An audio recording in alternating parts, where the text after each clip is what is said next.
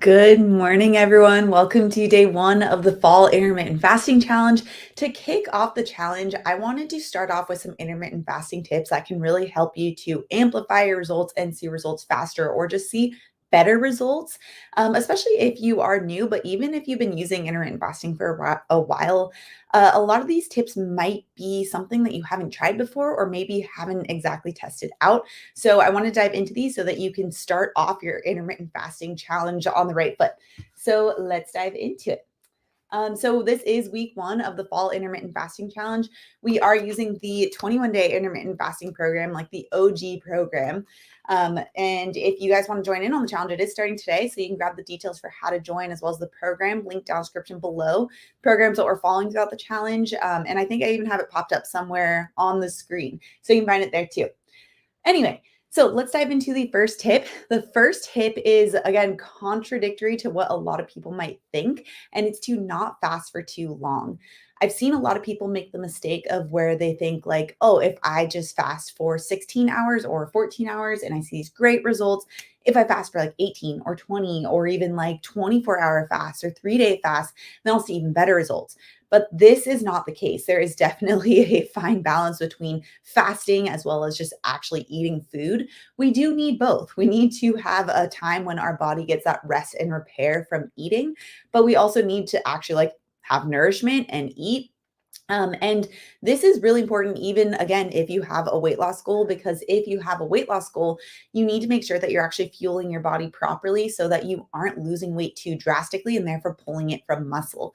So when you lose weight from muscle, it causes the metabolism to really just tank. That's why a lot of people following just typical calorie restrictive diets, or if they just simply skip meals, it can cause them to get like sudden weight loss and then plateaus, and then they have to eat less, and then they like will start to lose a little bit of weight again, and then they plateau again. That's a result of losing muscle and constantly seeing that slower metabolism. So the same thing can happen if you fast for too long, and it makes it so that you are not eating enough during your eating window, especially of the right types of things, which we'll get into in just a second. But you want to make sure that you are aiming for a good range that allows you to still get it. I would say I typically recommend about 3 meals per day. Some people can do 2 meals and it works out for them, but I have found for a lot of people, especially women over 50, tend to do better with 3 meals. And for that goal, usually about 12 to 16 hours of fasting is ideal. Okay.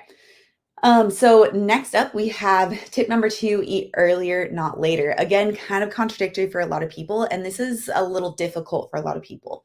So before I get really into those details, a lot of research has recently found that something called ETRF, which just means early time restricted feeding. So breaking your fast earlier in the day, actually found to have better results in terms of balancing out your circadian rhythm, having better cortisol levels, and even having better weight loss results. This is because likely it's actually mirroring how our body would, our sleep wake cycle. We wake up and we eat food, but then we also are going to not eat food too close to bed so we get better quality sleep. So a good like range for this would be to break your fast between 8 to 10 a.m. So have your first meal or break fast be between 8 to 10 a.m. And then to adjust your dinner to make sure that it fits that eating window that you choose. So if you do a 16-hour fast, then you would need to make sure that you're adjusting that to an 8-hour eating window. So eating 8 hours after that break fast. Um, but for a lot of people, they do tend to, I've found, have a lot of issues with eating earlier rather than later. People find that it is quite easy for them to push their fast and to just eat like at noon or 1 or 2 or even like 4. They are riding the cortisol spike that you get in the morning, which can shut off hunger, and then maybe having some coffee, which then shuts off hunger even further, and then makes it so that you're just accidentally eating all your food really late at night. That actually ends up being a lot worse for not just weight loss goals, but also for overall hormone balancing goals too. And for sleep, it's not great for us to eat a lot of our food right before bed. So having your break fast, or when you go to break your fast for the day, start earlier around 8 or 10 a.m. is generally going to result in much better results for most people. Okay. Tip number three, what you eat matters a lot. So I kind of hinted at this in the first one. And if you guys like have been following my 21-day intermittent fasting program, those who've been following that for a while know that that is like the core tenet of the program. Like we have half of the program is the actual meal plan, like the back half of it with all of the recipes and whatnot. But then the whole first half is really going into the details of how to use intermittent fasting, but as well as how to actually eat. So I have this whole section on like eating until satiated, making sure that you're eating the right types of foods at the right time, and not just limiting what you're eating. So I put on here low protein, high sugar, and processed carbs, like that combination of food, which is what a lot of people eat, can actually reverse a lot of your progress that you are doing with intermittent fasting. So you can't just intermittent fast and expect it to fix what you're eating. You're still going to be eating really blood sugar spiking food. You're going to be eating food that doesn't support maintaining muscle mass. Ultimately, you might lose weight, but then you're going to see those same negative impacts of losing muscle and tanking your metabolism and just overall not supporting your body for overall long-term health goals too. So intermittent fasting can't reverse the damage of a bad diet. We still need to make sure that we are incorporating foods that are blood sugar stabilizing and support our muscle mass during this weight loss journey too, if that's your goal. Or even if your goal is just general health, or if it's gut health, regardless of what it is, for all of those, especially for a health goal, you need to make sure that you're eating enough protein because it does help stabilize blood sugar and it provides those building blocks for essentially every single thing within our body, especially for women with bones, and muscle for that matter, but bones and preventing the risk of osteoporosis, making sure that you're getting high quality sources of protein.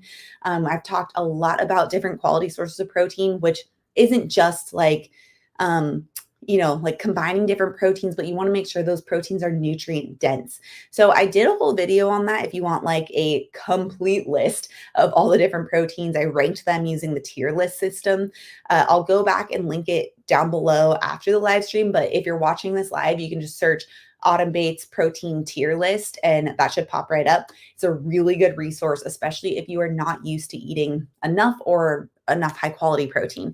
You need to understand what those sources are and make sure that each of your meals when you're intermittent fasting and when you go to break your fast are surrounded or centered around a high quality source of protein. Also helps prevent sugar cravings. It's just overall very, very important. And then I put on here making sure that you have high quality sources of fat. I know a lot of people are scared of fat because they're concerned that it's more than double the amount of calories per gram, but in reality, it actually is a really important source of a multitude of fat soluble vitamins that you can't get outside of eating fat. So vitamins A, D, E, and K. K2 is a very important one for bone health and for heart health. It's mostly found in full fat dairy. And there's been a lot of research showing for things like full fat dairy, you actually feel more satiated and are less likely to overeat at your next meal if you have full fat dairy versus low fat. So we do need fat to help boost our satiety as well as prevent nutrient dense food for our actual health goals in addition to weight loss goals. And then fiber, help feed the gut, help boost satiety. And fiber, in addition to protein and fat, has been found to boost the satiety hormone GLP-1, which is also very important for making you to feel full and satisfied. And you can do all that while eating delicious food. Just have to note that because I am such a foodie. I love to eat. I love flavorful food. I get a lot of clients when they first come to me, they're like, Autumn, like I want to eat well, but I love sauce. I love food. I love flavor.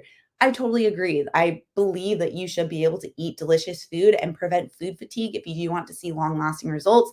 That's why all of my programs have delicious, high quality, simple meals. So again, make sure you check out the 21-day intermittent fasting program for the recipes in there as well. Okay. Tip number 4 is to not snack. So a lot of people, when they first start intermittent fasting, think like, okay, I have my fast and then I have my feast where I can eat like whatever I want, whenever I want, as long as it's during that 8-hour window or 10-hour window or whatever window you choose. You can do that, although you won't see as good of benefits or as great of benefits. And that's because one of the benefits of intermittent fasting is that it does help to kick on the migrating motor complex. And the migrating motor complex is a gut cleaning process that literally only is turned on when we're not eating, aka fasting, and it takes 3 hours and 45 minutes to complete one cycle. So what it does is it cleans out food and bacteria that's within the GI tract, helps to get rid of it, helps to keep the good bacteria within there, helps to stimulate a bowel movement, helps prevent constipation. It's really, really important for gut health and for preventing bacterial overgrowth and SIBO. So, especially if you have a gut health goal, you want to make sure you're maximizing for that. So, although when you are intermittent fasting, you'll likely not also get 3 hours and 45 minutes in between your meals within your eating window, just logistically, like you can't fit that in. You can still at least make sure that you're getting that gut rest in between your meals during your eating window as well. And when you're actually eating full satiated meals or satiating meals rather, that are rich in protein, fat, and fiber, you don't really feel the need to snack. So you shouldn't feel hungry when you're doing it right in between meals during your eating window. In fact, if you do feel hungry, that's a really big sign that you have under eaten at your last meal and that you need to reassess it, possibly either increase your protein or fat or fiber. I always recommend looking at the protein first, and then you can assess fat and then fiber. Again, you can look at all those details. I have different serving size recommendations in the program too, which is linked down description below. But you want to make sure that you are preferably not snacking for most goals. The one, or I guess like couple exceptions, are those who have like um, really increased energy needs. So that might be like athletes. They tend to need a lot more food to help with their recovery process. So having a snack in between having meals could be beneficial. Or those who are growing. So obviously, if you're going through like a growth spurt of some sort, or you just have increased energy demands at that time, then that's where having some type of snack is beneficial, as long as it is a protein based snack. So something like apple and cheese is a much better option than just an apple. You always want to make sure that if you are going to have a snack, it does have some protein in there to help stabilize blood sugar too. Okay. Next up, the fifth tip for intermittent fasting help really double down on your results is to walk 8,300 plus steps per day.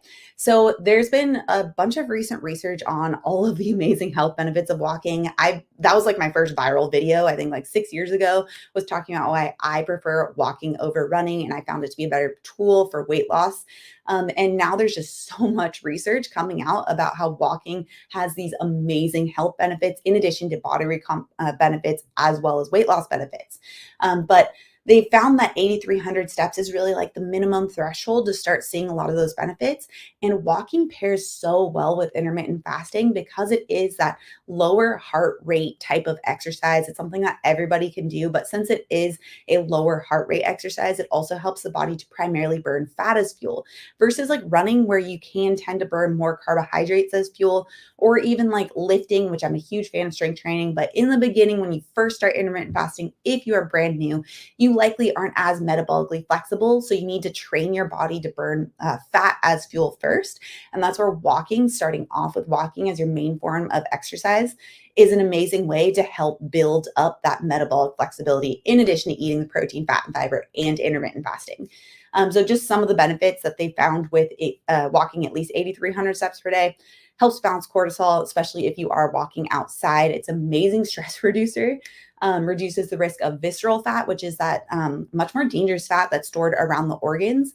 Helps to shift the body to fat burning. One thing I didn't note on here as well, specifically, the study found that when you are walking more often, or even just exercising more often, but walking does help to reduce even feelings of depression and anxiety, which is also very important. That probably ties back to the fact that it does help to balance our stress hormone cortisol.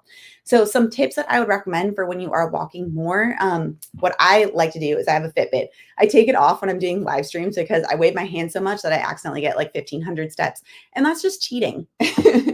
But I like to wear a Fitbit or something similar so I can actually keep track of how many steps I'm getting, because you might think you're walking a lot more than you really are.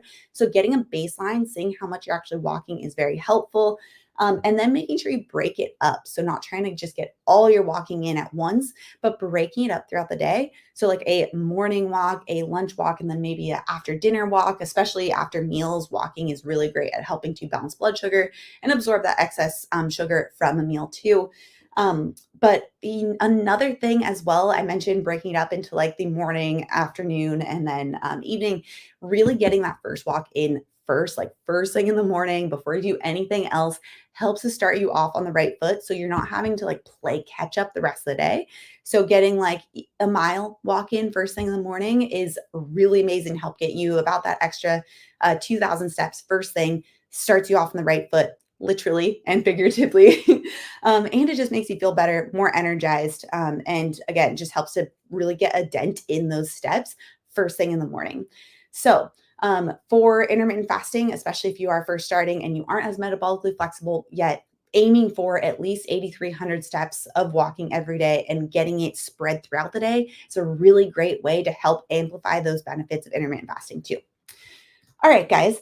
So this is week 1 of the fall intermittent fasting challenge. You can definitely join in right now. We have all the details linked down description below. We have the meal plan linked down description below. So if you want to join in, you can grab those again down description below. But I'm going to go through and answer a few questions. So if you have some questions, put 4 question marks before and after your question, and I'll try to answer as many as I can. Okay. I'm not exactly going in order. I just saw this one first. Will I lose muscle if I have a lot of fat to lose? Not necessarily. So this is where you want to try and maintain as much muscle as possible, no matter where you're at in your weight loss journey, because it's just going to help you with maintaining those results after you've already lost the weight. So if you just eat less, you'll see results faster. That's just because you're eating less. And so you're purely pulling weight from all areas of the body, which at first might seem like a good thing. You're like, oh, wow, I lost like 10 pounds, 15 pounds this month. Like I'm on the right track. But in reality, you've lost a lot of muscle as well because of just eating less or not eating the right types of things. And that makes it so you're going to experience that plateau. It's inevitable if you do have especially if you are not even close to achieving your goal yet, experiencing a plateau very early on. If you do lose muscle, you do not want to lose muscle during the weight loss process. You want to try and hold on to that as much as possible. So when you're intermittent fasting, making sure that you're eating enough protein depends on each person how much you'll need, but a good place to start is 30 grams of complete high quality protein per meal. Some people need quite a bit more though. So you have to cater that to your individual needs. That's a good place to start. I do have a video you can look up. It's just look up like Autumn Bates protein calculator on YouTube, and that video should pop right up, and you can calculate your specific needs and adjust it from there. But then also making sure eventually building up to strength training too, even just regular resistance training, some type of body weight training, that in combination with eating enough protein when you're intermittent fasting really helps to hold on to muscle and prioritizes just burning fat. When you're losing weight, you don't want to lose muscle anyway. We want to just lose body fat. So that's why I don't recommend looking at the scale. It's so useless. It can lead you astray. Okay, Lori, can you have black coffee and still have MMC benefits? This is a very good question. So if you guys missed out earlier, I was talking about MMC, which is the migrating motor complex, the gut cleaning process. Technically, anything, if the food is 0 calorie and it's not going to stimulate the GI tract, technically it should not stop the MMC. However, if you are somebody where you get that cortisol spike from coffee, then it could stop the MMC because cortisol can shut off the migrating motor complex. This is why stress, or if you're constantly under a lot of stress, then it can actually shut off the migrating motor complex and cause a lot of gut health issues. So when I work with clients, one thing that we always look at, especially if they have gut health issues, is also if they have a lot of stress in their life or things that are external stressors that they really don't need to be having, like getting poor sleep. That is a physical stressor. Or if they're over or under exercising, those are also physical stressors. So bring it back to coffee. If you are somebody that you find it really makes you like jitter, it gives you like that excessive energy, then it might be really raising your cortisol and it could be shutting off the MMC. Okay.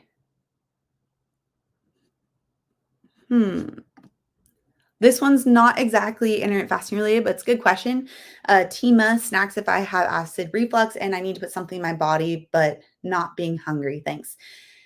Acid reflux is interesting. There's a lot of different reasons why someone might have it. So it's hard to give like specific recommendations for that. However, I will note there is a lot of misconceptions around acid reflux.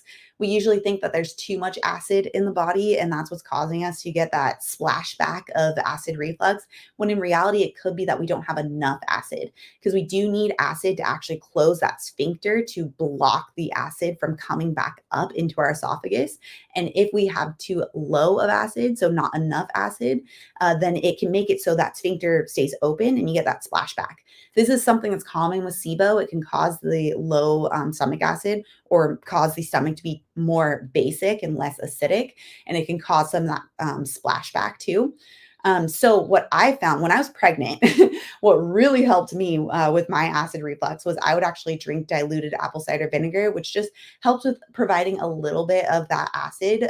It's not a food, but it did really help me for reducing my acid reflux during that time. Again, there's a lot of different reasons why someone might have it, but that is just one thing to consider as a possibility with acid reflux. Hmm. Hi, Linda.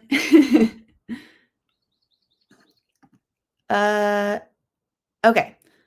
What if I can't have coconut or any other nut milks? What can I use instead? I'm assuming you mean for the smoothie recipes in here.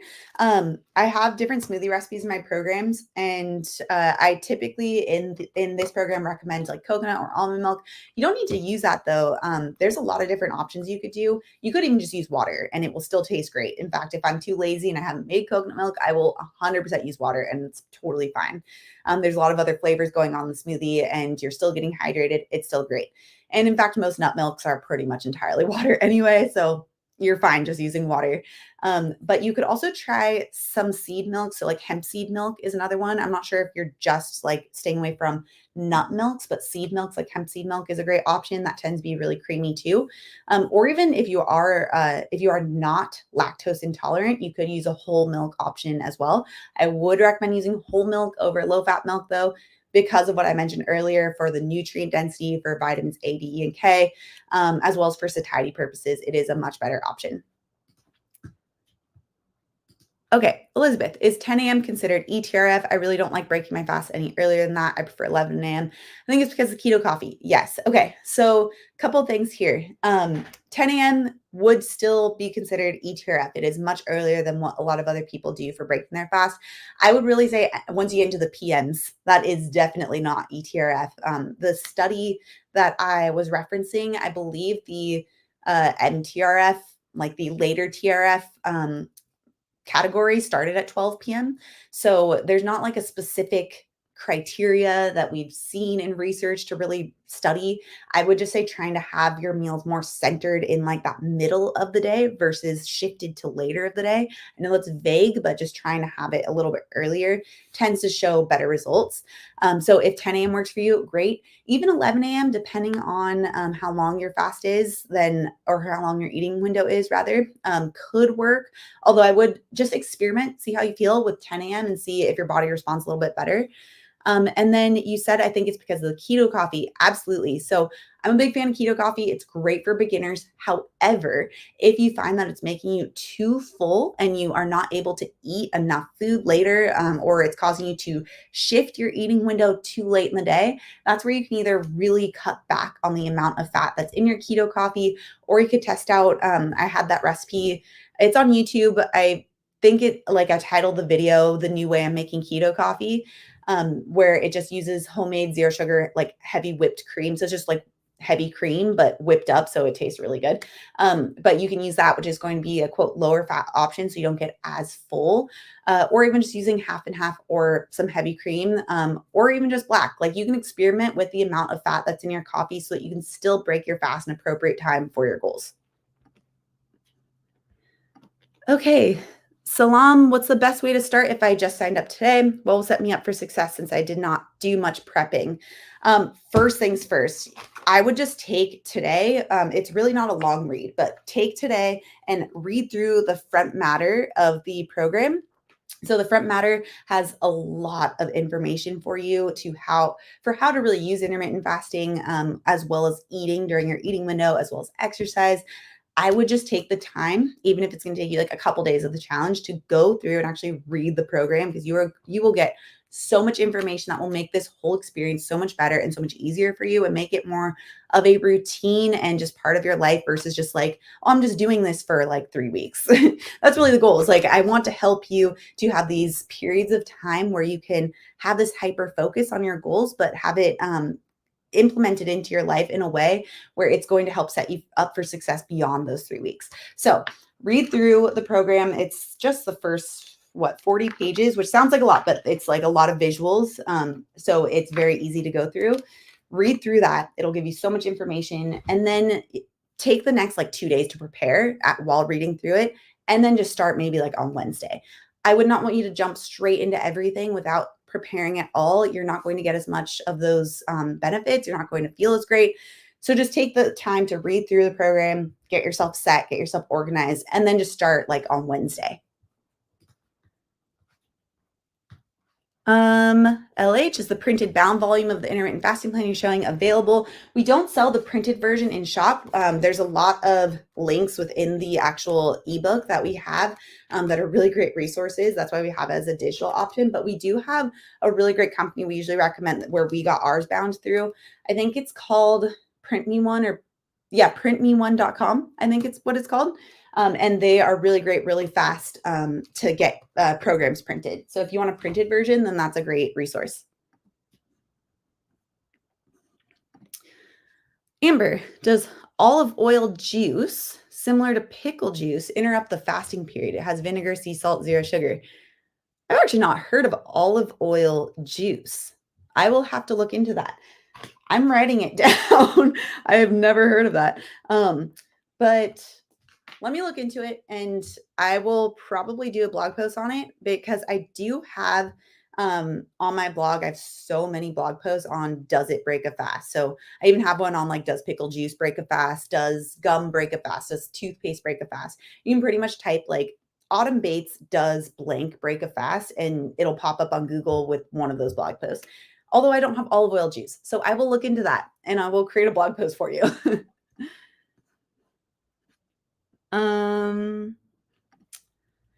When will your protein powders be back in stock? We are so we still have vanilla, but the chocolate and unflavored are currently out of stock, but we are restocking on Wednesday.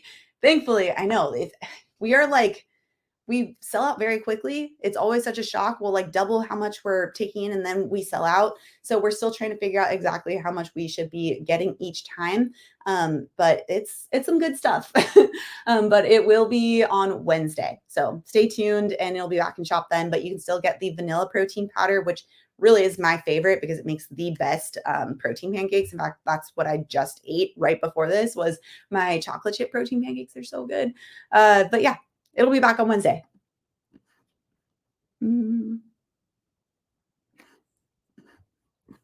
Okay, Stephanie, before starting your program, I was doing intermittent fasting and only 2 meals a day, low carb. I was not eating enough, especially protein. Now that I'm on the program, I do feel better, but I'm gaining weight.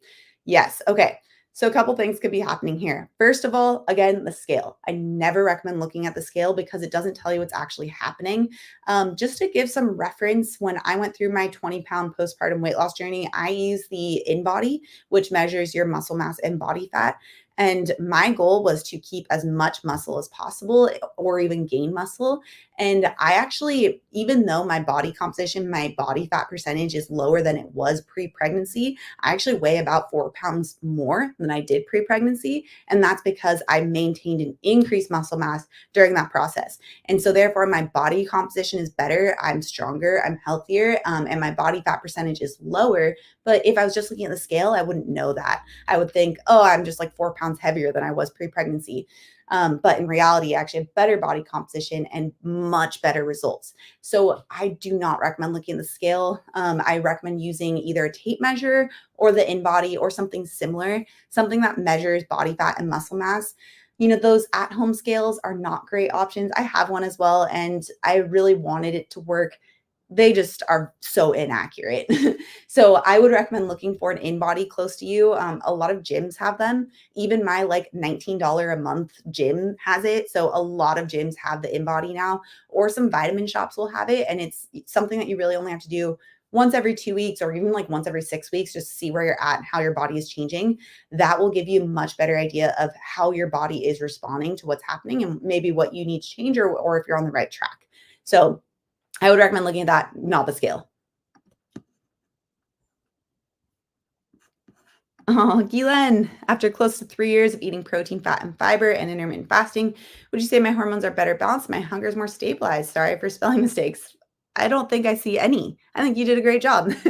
Well, only you can really decide if you feel like your hunger is better. But typically, what I have found for pretty much every single one of my clients, unless there's some other underlying issue, especially when intermittent fasting, but especially when eating more protein, that those two combined make it so that hunger just drastically goes down. In fact, there's been research showing that when people eat more protein, that they tend to have much lower ghrelin, which is the hunger hormone. They have much lower hunger hormone levels, even when they are eating like the same amount of food, like same amount of total calories as they did before, but now they're just eating more protein and their ghrelin levels are so much lower. And that is because things like eating enough protein and getting those gaps between meals, we're able to get the blood sugar stabilized, and using fat as fuel in between those meals, which helps you to feel satisfied even though you're not eating, can really help to reduce hunger, especially over the long term. But yes, a lot of research shows that. From my experience, I've seen that. But I'd be curious to hear more about your story, Guylaine, and hear how you're doing. Hmm.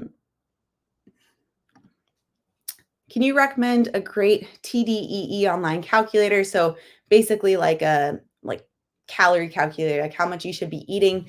I don't recommend that for a variety of reasons, but mostly because it doesn't actually help with long term success. I found, and research can really back this up, that when you actually adjust for eating enough protein, it helps to regulate your body where you are going to naturally be eating significantly less, and the body can start to burn fat as fuel versus having to force yourself to stick to like, oh, I need to eat 1,400 calories, this like arbitrary number that is typically often very incorrect, especially with the calculators that are online, and not accounting for the type of food. Again, it doesn't account for protein, it doesn't account for keeping muscle. And when you just cut calories, it also results in your body or slowing the metabolism and having to eat less and less and less. I have a video that dives way more into this concept of why I don't recommend counting calories. I think if you just type into, like, if you go to my YouTube channel, and then you know how you can see like on each YouTube channel page, there's like the little search bar on each page. If you type in there like calories, because I never title a video calories except for when I'm talking about why I don't recommend calories. If you just type that in, that video should pop right up and you can find more of the details, more of the science behind why I don't recommend that. Mm. Joyce, hi Autumn. I used your protein calculator to calculate my protein needs using my goal weight. Is it okay to eat over the protein or will that impact weight loss? It So if it's mostly from whole food sources, then it shouldn't. You might just need more. Again, the calculate whenever we're calculating, it's a estimate. It's never truly fully going to be totally accurate based on what your individual body needs. And also with the protein calculator, I give a range, so anywhere between 1.2 to 1.6 grams of protein per kilogram of body weight. So you could even need more on that higher end if you find that like the amount you calculated you still want more, then you could just actually need more of that higher end of 1.6. And depending on age, like for example, if somebody's over the age of 50, then they tend to need 25% higher protein needs. So protein is one that it's generally better to eat a little bit more of to make sure that you're getting enough and make sure that you're satisfied, because it is so hard to overeat because it is so satiating. Oh, Jackie, hi from Texas. Love your channel. It's helped me so much. I'm so happy to hear that. Interesting. Okay, Diana, have you heard of flexible intermittent fasting? Week 1, intermittent fasting. Week 2, eat half breakfast, then rest of the day, intermittent fast. Week 3, no breakfast and half dinner. Then week 4, fast 1 full day fast. What do you think? That sounds extremely confusing. I don't see why you would ever need to complicate your life that much.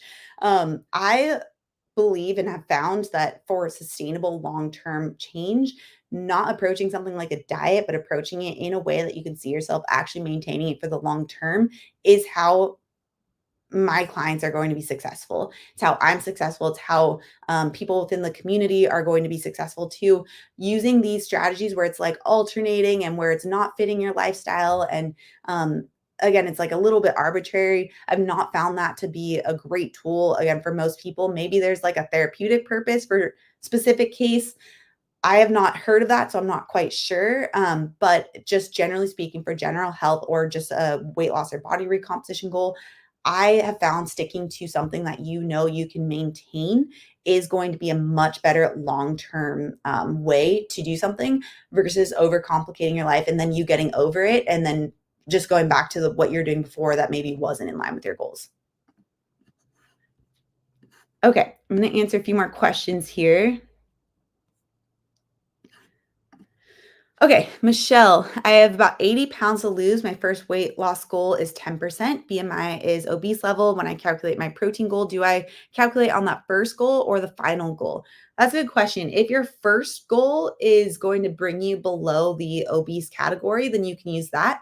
Otherwise, then I would use your final goal and just use the higher end of the protein range for that. So, like, I don't know, let's say your goal's 170, then like your final goal is 170, then you can have your final goal be one, or your protein calculation be based on 170, but use the higher end of the protein range of 1.6 versus like 1.2. You do just want to make sure that whenever you're calculating protein, that you do it based on like at least below the BMI category of 30. So yeah, long story short, you can use your final goal likely, but just the higher range of protein. Peggy, hello. The ACV sipper, if I've forgotten to drink it 15 minutes before my break fast, is it okay to wait until before my lunch meal? Sorry if I asked, I just joined. Thank you. That's perfectly fine. You can, it's the research on diluted apple cider vinegar is about 15 minutes before the meal, but also there's research showing vinegar within a meal helps to get a lot of the blood sugar stabilizing benefits. So you could even have it with your meal if you did miss it. And so you can still get a lot of those great blood sugar stabilizing benefits. I do have some people within the community who like to have it before each of their meals. They just feel better with it. Could come back to that concept of maybe it just helps with their stomach acid level and they feel better with having a little bit of acid in that meal. But yeah, you could still have it with the meal. You could have it at lunch if that works better. Like if that day you forgot, but you could still, like, let's say you forgot it and you were having your break fast, you could have it with your break fast as well. Simply Curly is asking about ETRF. ETRF just means early time restricted feeding. And time restricted feeding is like a form of intermittent fasting. There's a lot of intermittent fasting. What we do in the 21-day intermittent fasting program is technically called time restricted feeding because you're eating every day. It's just during a quote restricted time period. So like during a certain time period of the day. So that could be like an 8-hour window or 10-hour window, or even if you're just started, a 12-hour window works too. So ETRF is just eating with that window a little bit earlier in the day versus having it later in the day. So breaking your fast at like 8 a.m. or 10 a.m. Versus breaking your fast like 12 p.m. or like 1 p.m. or 4 p.m., which I have a full video on that as well. Again, you can type into YouTube Autumn Bates ETRF and it should also pop right up. Okay. Kirsten, I have 2 days a week that'll be hard to have breakfast, lunch, and dinner. Which one is best to skip? If you do find that there are certain days that you can't have 3 meals, I wouldn't think of it as skipping. I think of it as taking one of those meals and breaking up and then adding it to those other meals. You don't want to be eating less. You still want to be eating the same amount split between those 2 meals. So, for example, you could have like one of the smoothies and have it be 1.5 servings of the smoothie, and then make one of the dinners and have it be 1.5 servings of the dinner to help compensate for the fact that you aren't having lunch.